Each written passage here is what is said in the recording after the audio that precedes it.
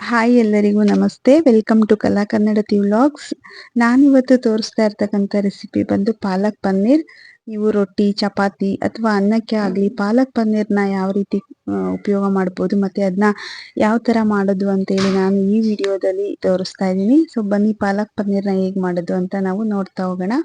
ಮೊದಲಿಗೆ ನಾನಿಲ್ಲಿ 1 ಕಟ್ಟಷ್ಟು ಪಾಲಕ್ ಸೊಪ್ಪನ್ನು 2ರಿಂದ 3 ಬಾರಿ ನೀರಿನಲ್ಲಿ ತೊಳೆದು ಎತ್ತಿಟ್ಕೊಂಡಿದ್ದೀನಿ. ಜೊತೆಗೆ ಪನ್ನೀರ್ ಕೂಡ ತಗೊಂಡಿದ್ದೀನಿ. ಪಾಲಕ್ ಸೊಪ್ಪನ್ನ ಚೆನ್ನಾಗಿ ತೊಳೆದ್ಕೊಂಡ ನಂತರ ನಾವು ಅದನ್ನ ಬೇಯಲಿಕ್ಕೆ ಇಡಬೇಕಾಗುತ್ತೆ. ಒಂದು ದೊಡ್ಡ ಪಾತ್ರೆಯಲ್ಲಿ ಪಾಲಕ್ ಸೊಪ್ಪನ್ನ ಹಾಕಿ ಒಂದು 5ರಿಂದ 6 ನಿಮಿಷ ಟೈಮಲ್ಲಿ ನಾವು ಪಾಲಕ್ ಸೊಪ್ಪನ್ನ ಬೇಯಿಸ್ಕೋಬೇಕು. ಕಟ್ ಮಾಡಿ ಹಾಕಿದ್ರೂ ನಡೆಯುತ್ತೆ ಅಥವಾ ಹೀಗೆ ಹಾಕಿದ್ರೂ ಪಾಲಕ್ ಸೊಪ್ಪು ಬೇಯುತ್ತೆ. ಇದಕ್ಕೆ ಜಾಸ್ತಿ ನೀರು ಹಾಕೋ ಅವಶ್ಯಕತೆ ಇಲ್ಲ. 1 ಲೋಟದಷ್ಟು ನೀರನ್ನು ಹಾಕಿ ಪಾಲಕ್ ಸೊಪ್ಪನ್ನ ಬೇಯಲಿಕ್ಕೆ ಇಡೋಣ. ಪಾಲಕ್ ಸೊಪ್ಪು ಕೂಡ ಬೇಯ್ತಾ ಅದರಲ್ಲೂ ಕೂಡ ನೀರಿನ ಅಂಶ ಬಿಡೋದ್ರಿಂದ ಹೆಚ್ಚು ನೀರು ಹಾಕೋ ಅವಶ್ಯಕತೆ ಇಲ್ಲ. ಜಾಸ್ತಿ ನೀರು ಹಾಕಿದ್ರೆ ಅದು ತುಂಬ ಮತ್ತೆ ವೇಸ್ಟ್ ಮಾಡಬೇಕಾಗುತ್ತೆ ನೀರನ್ನು. ಹಾಗಾಗಿ ನಾನು ಸ್ವಲ್ಪ ನೀರನ್ನು ಹಾಕಿ ಪಾಲಕ್ ಸೊಪ್ಪನ್ನು ಬೇಯಲಿಕ್ಕೆ ಇಟ್ಟಿದ್ದೀನಿ. ಮೀಡಿಯಂ ಫ್ಲೇಮ್ನಲ್ಲಿ ಒಂದು 5ರಿಂದ 6 ನಿಮಿಷ ಬೇಯಿಸ್ಕೊಂಡ್ರೆ ಪಾಲಕ್ ಸೊಪ್ಪು ಬೇಯುತ್ತೆ. ಸುಮಾರು ಒಂದು 5-6 ನಿಮಿಷ ಸಾಕಾಗುತ್ತೆ ಪಾಲಕ್ ಸೊಪ್ಪು ಬೇಯಲಿಕ್ಕೆ.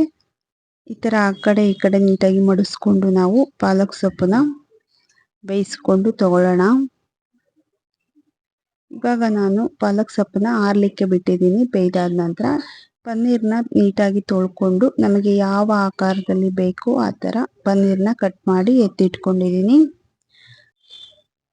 ಪನ್ನೀರ್ನ ಒಮ್ಮೆ ಫ್ರೈ ಮಾಡಿ ಎತ್ತಿಟ್ಕೋಬೇಕು. ಯಾಕಂದರೆ ಅದು ಹಾಗೆ ಹಾಕಿದ್ರೆ ಸ್ವಲ್ಪ ಹಸಿ ಹಸಿ ಅನಿಸುತ್ತೆ. ಹಾಗಾಗಿ ಮೊದಲಿಗೆ ಸ್ವಲ್ಪ ಎಣ್ಣೆ ಹಾಕಿ ಒಂದು ಅರ್ಧ ಚಮಚದಷ್ಟು ಖಾರದ ಪುಡಿ, 1 ಚಿಟಿಕೆ ಉಪ್ಪು, ಒಂದು ಸ್ವಲ್ಪ ಅರಿಶಿನ ಪುಡಿ ಹಾಕಿ ಒಂದು 2ರಿಂದ 3 ನಿಮಿಷ ಪನ್ನೀರ್ನ ಫ್ರೈ ಮಾಡಿ ಎತ್ತಿಟ್ಕೋಬೇಕು. ಮೀಡಿಯಂ ಫ್ಲೇಮ್ನಲ್ಲಿ ಇಟ್ಕೊಂಡು ಒಂದು 2ರಿಂದ 3 ನಿಮಿಷ ಈ ಥರ ಫ್ರೈ ಮಾಡ್ಕೋಬೇಕಾಗುತ್ತೆ ಪನ್ನೀರ್ನ. ಇದು ಹಾಗೆ ಯೂಸ್ ಮಾಡಿದ್ರೆ ಹಸಿ ಹಸಿ ಥರ ಇರುತ್ತೆ. ಸೊ ಹಾಗಾಗಿ ಮೊದಲಿಗೆ ಸ್ವಲ್ಪ ಫ್ರೈ ಮಾಡಿ ಎತ್ತಿಟ್ಕೊಂಡ್ಬಿಡ್ಬೇಕು ಪನ್ನೀರ್ನ. ಇವಾಗ ಪನ್ನೀರ್ ಫ್ರೈ ಆಗಿದೆ. ಇವಾಗ ಪನ್ನೀರ್ನ ತೆಗೆದಿಟ್ಟು ನಾನು ಅದೇ ಪಾತ್ರೆಯಲ್ಲಿ ಪಾಲಕ್ ಪನ್ನೀರ್ ಮಾಡಲಿಕ್ಕೆ ಬೇಕಾದಂಥ ಮಸಾಲಾನ ರೆಡಿ ಮಾಡ್ಕೊತಾ ಇದ್ದೀನಿ. ನಾನಿಲ್ಲಿ 1 ಈರುಳ್ಳಿನ ಸ್ವಲ್ಪ ದಪ್ಪದಾಗಿ ಕಟ್ ಮಾಡಿ ಹಾಕ್ಕೊಂಡಿದ್ದೀನಿ. ಸ್ವಲ್ಪ ಎಣ್ಣೆ ಹಾಕ್ಕೊಂಡು ಅದಕ್ಕೆ ಈರುಳ್ಳಿ ಮತ್ತು ಒಂದು 3 ಹಸಿಮೆಣಸಿನ್ಕಾಯಿನ ಮಧ್ಯಕ್ಕೆ ಕಟ್ ಮಾಡಿ ಹಾಕಿದ್ದೀನಿ. ಜೊತೆಗೆ 1 ದಪ್ಪ ಬೆಳ್ಳುಳ್ಳಿಯನ್ನು ಬಿಡಿಸಿ ಹಾಕ್ಕೊಂಡಿದ್ದೀನಿ. 1 ಇಂಚಿನಷ್ಟು ಶುಂಠಿಯನ್ನು ಕಟ್ ಮಾಡಿ ಸೇರಿಸ್ಕೊಂಡಿದ್ದೀನಿ. ಇದೆಲ್ಲವನ್ನು ಲೋ ಫ್ಲೇಮ್ನಲ್ಲಿ ಸ್ವಲ್ಪ ಫ್ರೈ ಮಾಡ್ಕೋಬೇಕು.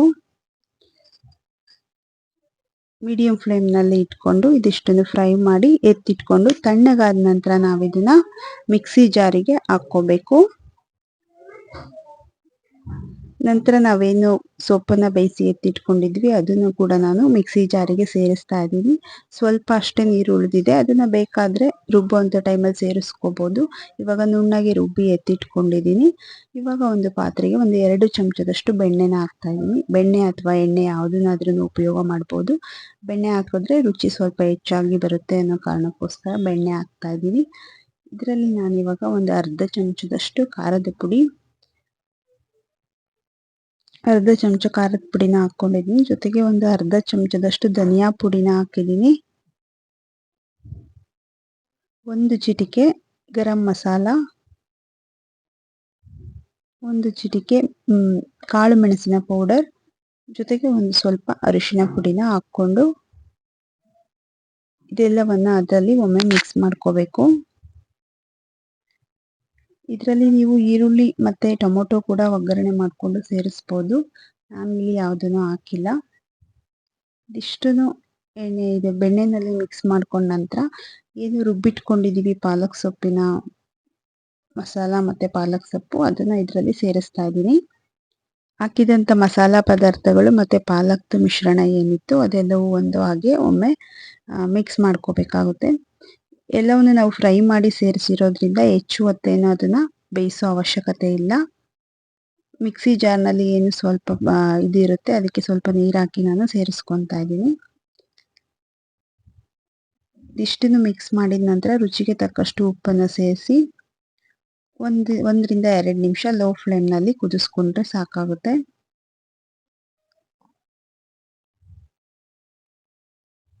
ಇದು ಲೋ ಫ್ಲೇಮ್ನಲ್ಲಿ ಸ್ವಲ್ಪ ಒಂದು ನಿಮಿಷ ಆದ ನಂತರ ನಾವಿವಾಗ ಇದಕ್ಕೆ ಪನ್ನೀರನ್ನು ಸೇರಿಸ್ಬೇಕಾಗುತ್ತೆ. ಬಹಳ ಈಸಿಯಾಗಿ ತುಂಬ ಬೇಗನೆ ಮಾಡ್ಕೋಬೋದು. ಪ್ಲೀಸ್ ನನ್ನ ಚಾನಲ್ನ ಇನ್ನು ಯಾರೆಲ್ಲ ಸಬ್ಸ್ಕ್ರೈಬ್ ಮಾಡ್ಕೊಂಡಿಲ್ಲ, ಪ್ಲೀಸ್ ನನ್ನ ಚಾನಲ್ನ ಸಬ್ಸ್ಕ್ರೈಬ್ ಮಾಡ್ಕೊಳ್ಳಿ. ಜೊತೆಗೆ ಬೆಲ್ ಐಕಾನ್ನ ಪ್ರೆಸ್ ಮಾಡಿ. ವಿಡಿಯೋ ಇಷ್ಟ ಆದರೆ ಒಂದು ಲೈಕ್ ಕೊಡಿ. ಇವಾಗ ಕೊನೆಯಲ್ಲಿ ನಾನು ಇದಕ್ಕೆ ಪನ್ನೀರ್ನ ಸೇರಿಸ್ತಾ ಇದ್ದೀನಿ. ಪನ್ನೀರ್ನ ಸೇರಿಸಿದ ನಂತರ ಹೆಚ್ಚು ಕುದಿಸೋ ಅವಶ್ಯಕತೆ ಇಲ್ಲ. ನೀಟಾಗಿ ಒಮ್ಮೆ ಮಿಕ್ಸ್ ಮಾಡಿಕೊಂಡು ಸ್ಟವ್ನ ಆಫ್ ಮಾಡಿಕೊಂಡ್ರೆ ಸಾಕು. ಸೊ ಇವಾಗ ಪಾಲಕ್ ಪನ್ನೀರ್ ರೆಡಿ ಆಯಿತು. ನೀವು ದೋಸೆ, ರೊಟ್ಟಿ, ಚಪಾತಿ ಯಾವುದಕ್ಕಾದ್ರೂ ಇದನ್ನು ಕಾಂಬಿನೇಷನ್ ಆಗಿ ತಗೋಬೋದು.